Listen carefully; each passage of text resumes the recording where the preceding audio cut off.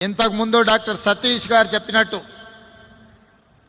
ఒక పూట భోజనానికో ఒక దుప్పటి ఇవ్వడానికో ఏదైనా ఒక మెడిసిన్ లేకపోతే ఏదైనా చిన్న సహాయం చేస్తనో తరతరాలుగా మన పూర్వీకులు పాటిస్తున్న విశ్వసిస్తున్న మతాన్ని కాదనుకొని ఇతర మతాలలోకి మారడానికి భారతీయ సంస్కృతి అంత బలహీనమైనది కాదు.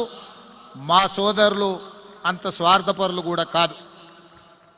విశ్వాసం నమ్మకం ఎక్కడుందో సేవ, అదేవిధంగా ముఖ్యంగా ఎడ్యుకేషన్ అండ్ హెల్త్ ఈ కార్యక్రమాలను క్రిస్టియన్ మిషనరీస్ ఈ దేశంలో ప్రతి పేదవాడికి అందుబాటులోకి తీసుకొచ్చారు.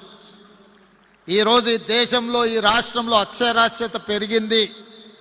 నాణ్యమైన విద్య అతి తక్కువ ఫీజులతో నామినల్ ఫీజుతోని ఈరోజు ఈ రాష్ట్రంలో విద్యను అందిస్తున్నది ఎవరు అని ఒకవేళ మనం ప్రశ్నించుకుంటే అవి క్రిస్టియన్ మిషనరీస్ అని చెప్పి నేను ముఖ్యమంత్రిగా అధికారికంగా ఈ వేదిక మీద నుంచి నేను చెప్పదలుచుకున్నా.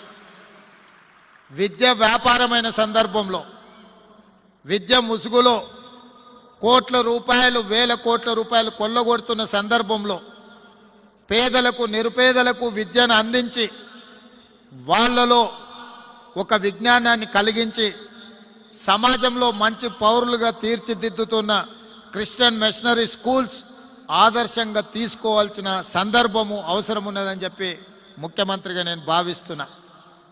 అదేవిధంగా వైద్యంలో కూడా ఈరోజు కార్పొరేట్ హాస్పిటల్స్ ప్రజల్ని దోసుకుంటున్నారని హాస్పిటల్కి వెళ్ళి వైద్యం చేయించుకున్న తర్వాత కుదుటపడ్డది అనుకున్న సందర్భంలో బిల్లులు చూసి గుండెలాగి చనిపోతున్న సందర్భంలో ఈరోజు క్రిస్టియన్ మిషనరీస్ నిర్వహిస్తున్న వైద్య ఆసుపత్రులు కూడా ఈరోజు అద్భుతంగా పనిచేస్తున్నాయి.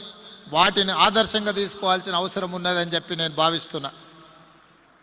ఒక పక్కన విద్య, రెండవ పక్కన వైద్యం అందించడం ద్వారా సమాజానికి ఆదర్శంగా నిలబడి సమాజాన్ని ముందుకు నడిపిస్తున్న మిషనరీస్ని అన్నిటిని కూడా నేను అభినందిస్తున్నా.